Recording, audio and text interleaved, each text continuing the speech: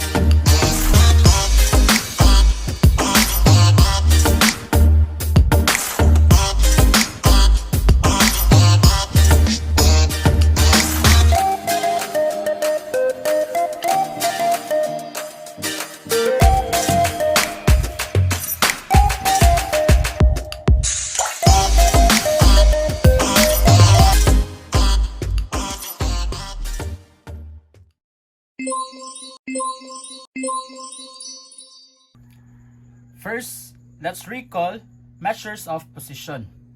There are three measures of position. We have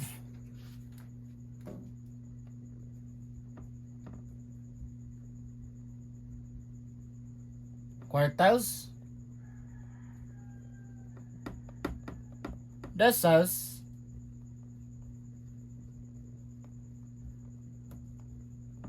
and percentiles. Now, these three measures of positions differ from each other. For quartiles, it divides the distribution into 4 equal parts.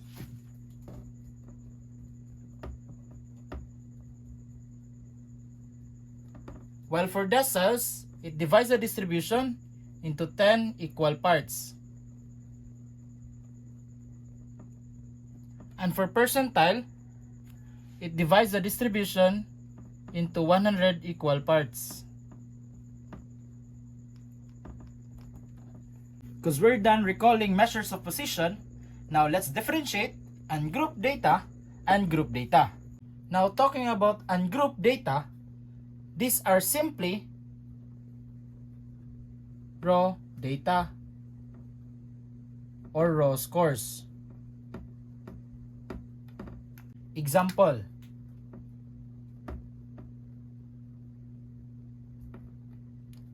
the scores of 10 students in their 50-item mathematics test. And these are: student 1 got 41, student 2 got 45, student 3 got 49, student 4 got 40, student 5 got 46, student 6 got 42, student 7 got 48, student 9, student 8 got 44, and student 9 got 45, and the 10th student got 42. So these raw scores are example of ungrouped data. While for group data, these are data that is being grouped by category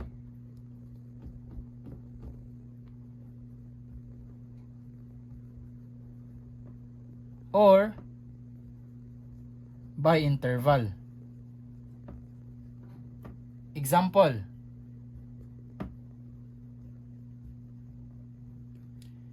this ungrouped data will become a group data. So we'll group this one by interval.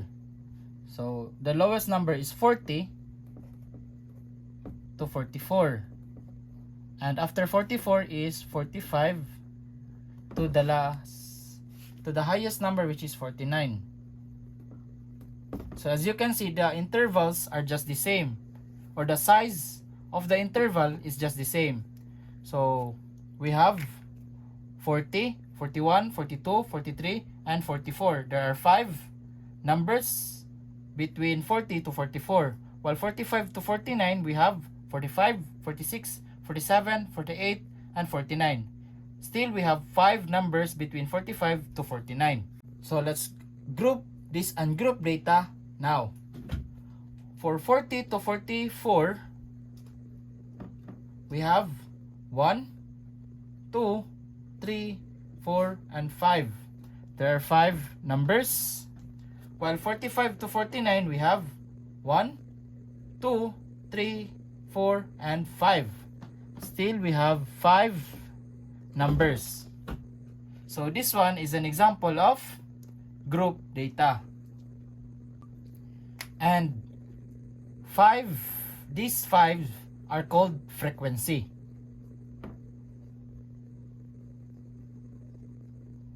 Which means it is the number of objects in this interval. Now, you are ready to learn on measures of position for group data. So here, let's start this one by introducing a different formula compared to the ungrouped data.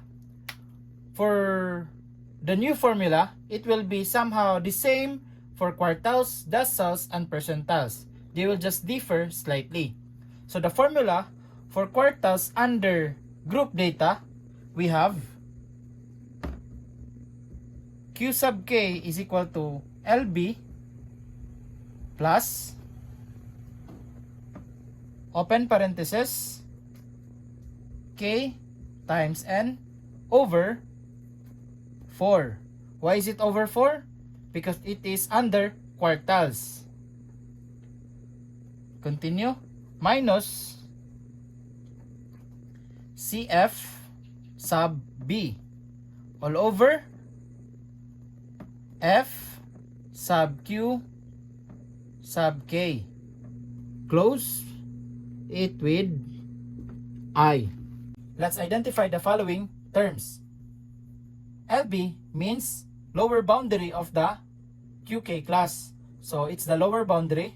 Next, K here is the nth term of the QK class. So if you're looking for Q sub 1 or the first quartile, K is 1. So K here is also 1.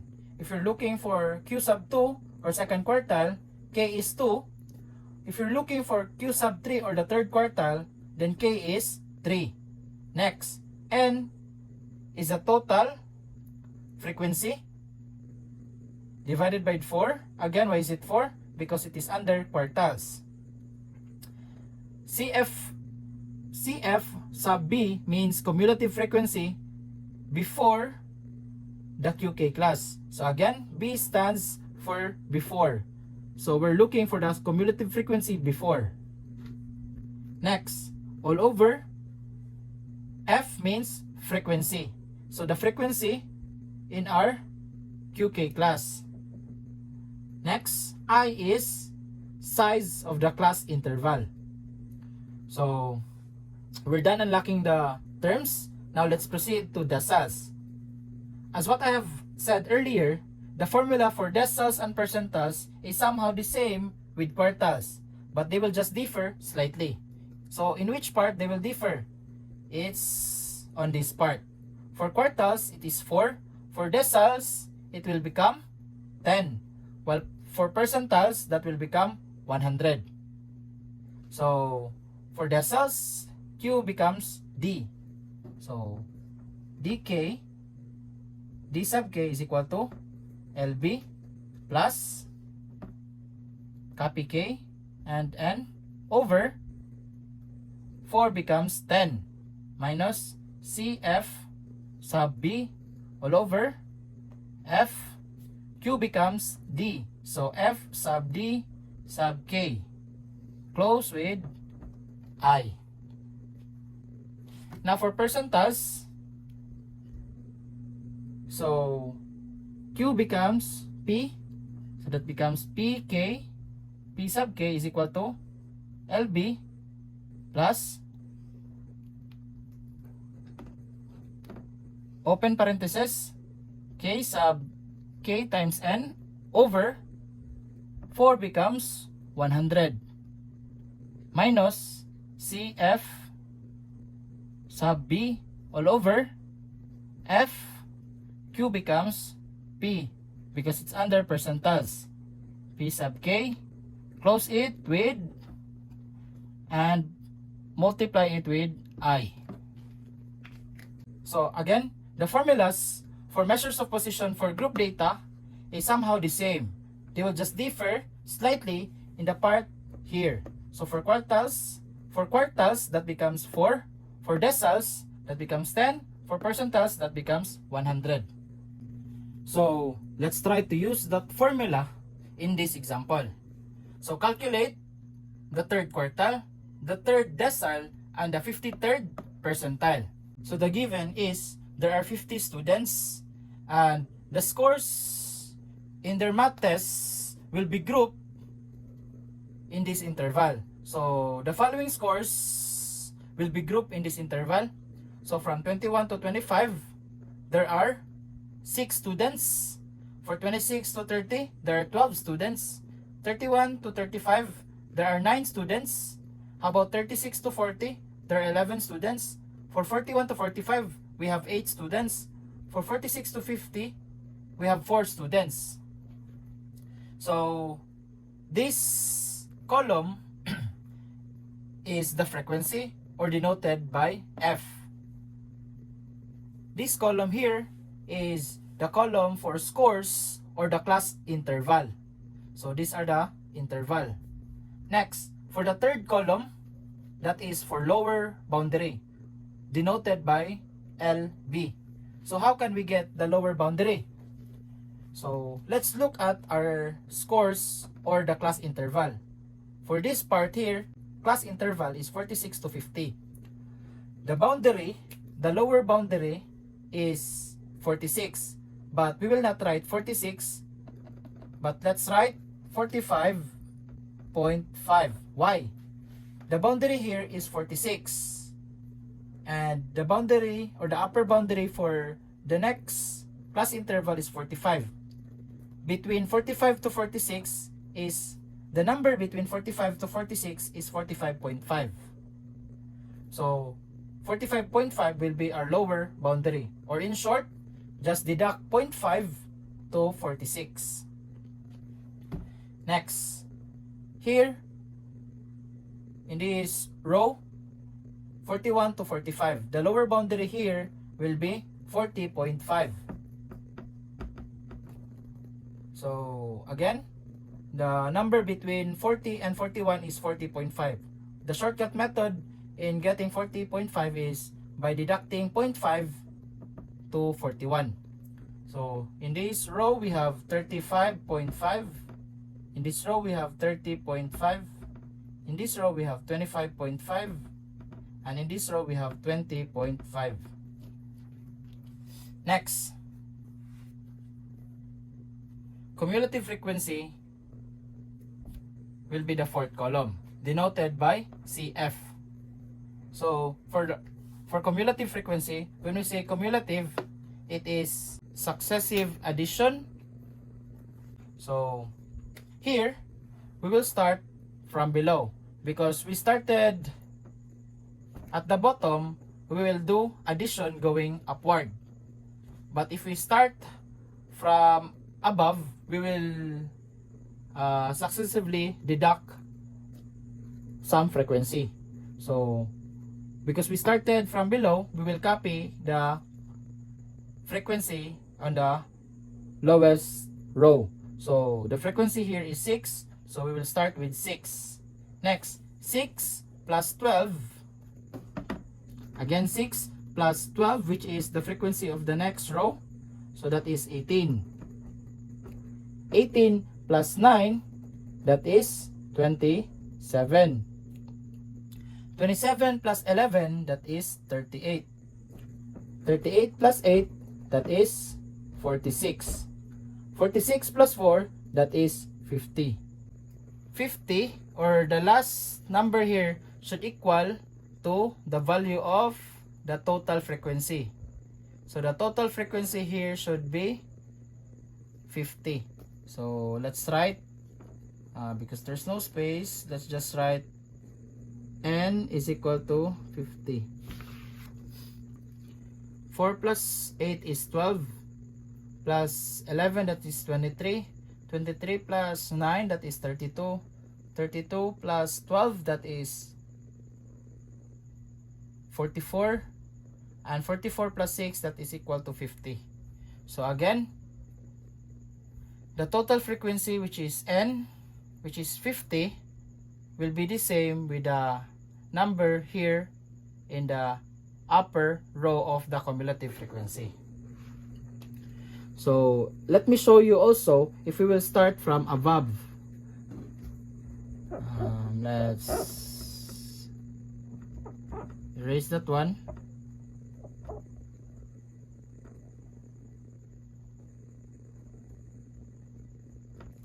So if we will start from above, we will copy the total frequency, which is 50. So that's 50. Next, 50 minus 4 is 46. 46 minus 8, that is 38. 38 minus 11, that's 27. 27 minus 9, that is 18. 18 minus 12, that is 6. And 6 minus 6, that will be 0. So still we have the same result. You can start from below or you can start from above. So again, if you will start from below, you will do successive addition. If you will start from above, you will do successive subtraction. First, let's solve the third quartile. So first, write the formula. Q sub 3 is equal to LB plus K times N over 4 minus CFB all over F sub Q sub K, close it, and then times with I. Before we can substitute the following data for these terms, we will first solve for this part here. So to identify which class or which row should we use. Is it the first row, second row, third row, fourth row, fifth row, or the sixth row? Where can we find the position of our Q3? So to find the position of our Q3, let us solve this one first. K is 3. N is 50. So that will be multiplied by 50 all over 4. 3 times 50 is 150. Divided by 4, that is equal to 37.5.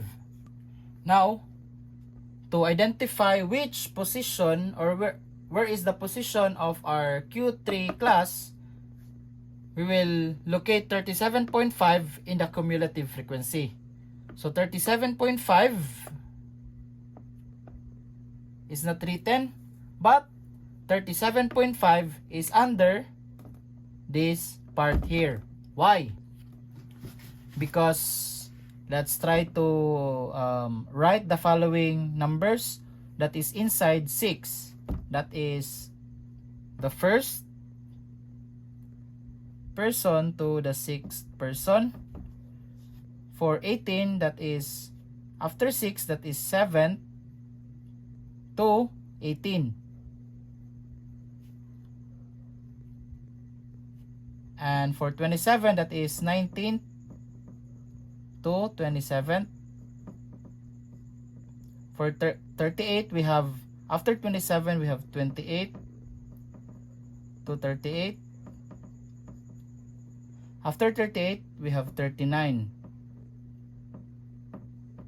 until 46.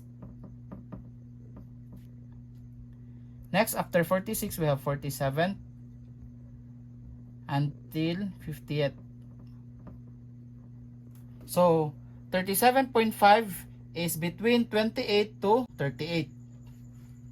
So this row will be used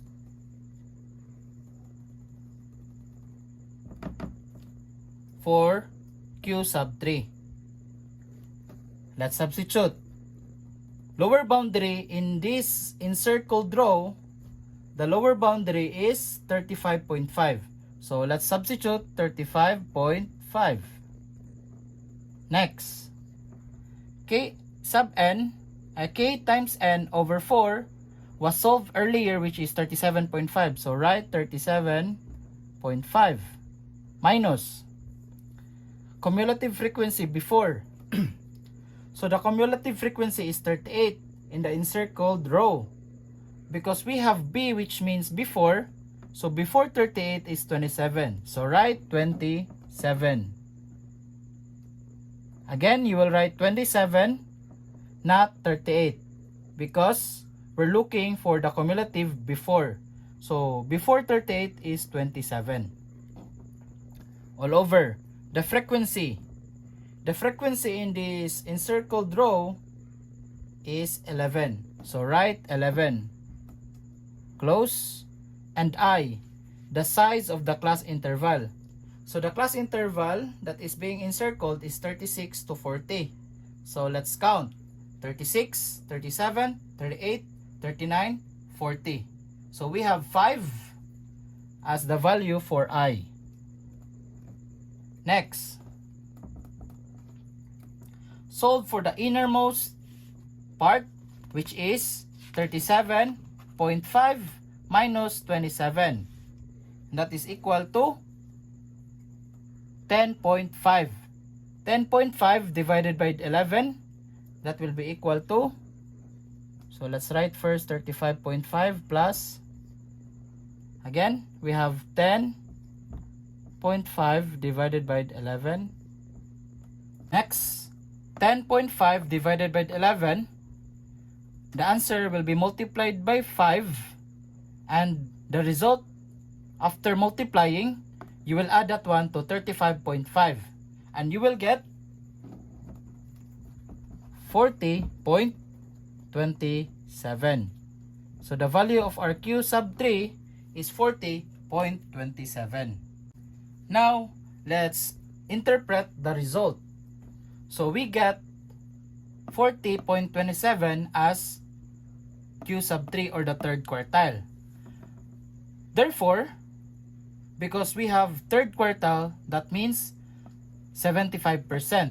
Therefore, 75% of the students have score less than or equal to 40.27.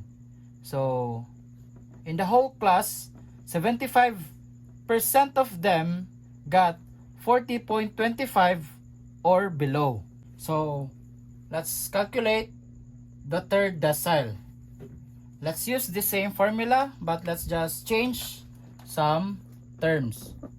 Q becomes D, so that's D sub 3, or third decile.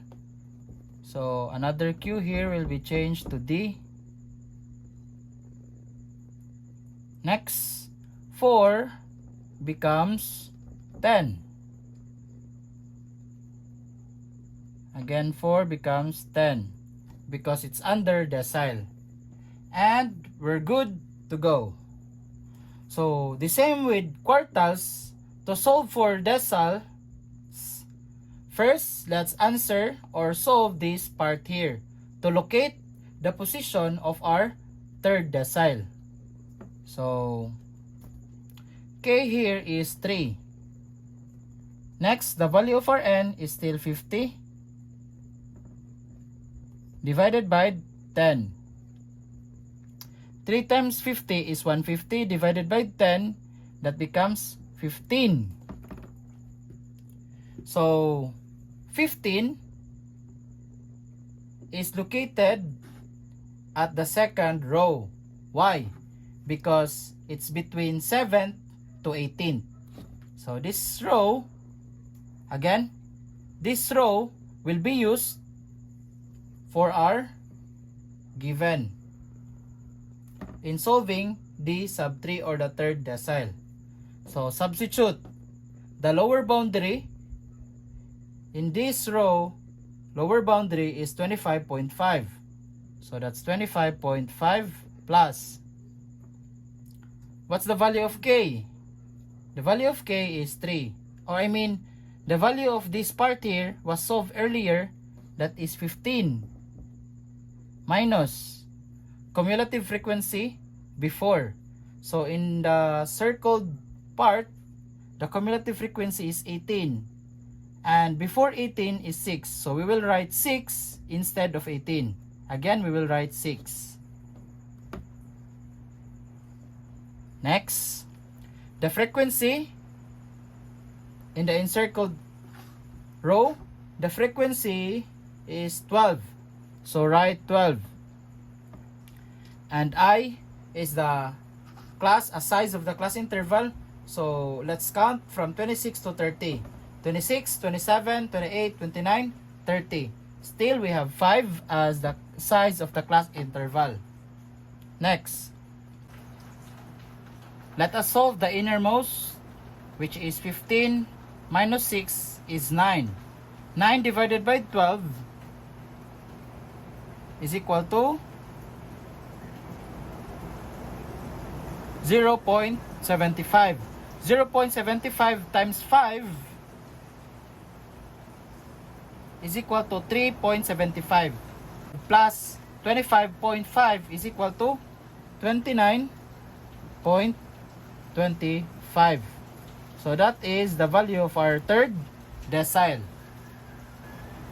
Now, let's interpret our result. So we got 29.25 for the third decile. Therefore, because we have the third decile, which is equal to 30%, therefore, 30% of the students have scores less than or equal to 29.25. So, it means 30% of the class got 29.25 as their score or below. Now, for the last one, let's calculate 53rd percentile. So again, we can use the same formula, but let's just change some terms. So D becomes P, and we have 53rd. So 53. Next, let's change D here with P. So F sub P sub K. And here, 10 becomes 100. Why is it 100? Because we're solving percentiles. Now, we can proceed. So, let's solve first this part, just like solving deciles or quartiles. So, K is 53. That's 53 times the value of our N is still 50 over 100. 53 times 50 is equal to 2,650 divided by 100, that becomes 26.5. So locate 26.5 in our table. Under cumulative frequency column, 26.5 is found in this part. So, it's between 19 to 27. So, this row here, or the third row, will be used as our data to substitute in our formula. So, again, this part here will be used. The lower boundary, the formula has a addition symbol there. So lower boundary in the third row is equal to 30.5. So that's 30.5 plus. This one was solved earlier, which is equal to 26.5. So write 26.5 minus the cumulative frequency in the third row is 27. Before 27 is 18. So we will write 18 instead of 27. So write 18. Next, divided by the frequency. The frequency is 9. And I is the class size of the class interval. So let's count from 31 to 35. 31, 32, 33, 34, 35. So we have 5 as the value of our class interval. Next, solve for the innermost part. 26.5 minus 18 is equal to 8.5. 8.5 divided by 9 is equal to 0.944444, or you can just use 8.5 over 9 times 5. That will be equal to 4.722222, or you can use 85 over 18. The result of that one will be added to 30.5. So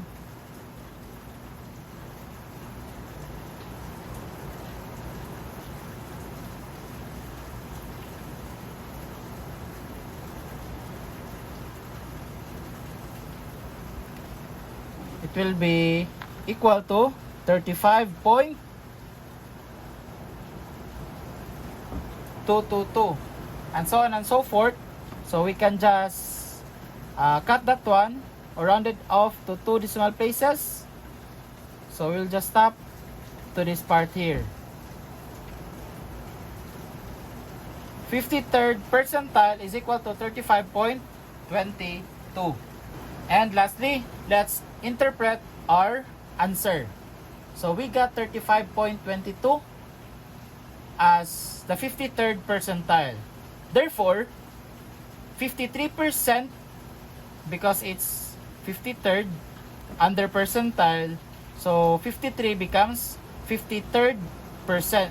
53 is equal to 53%.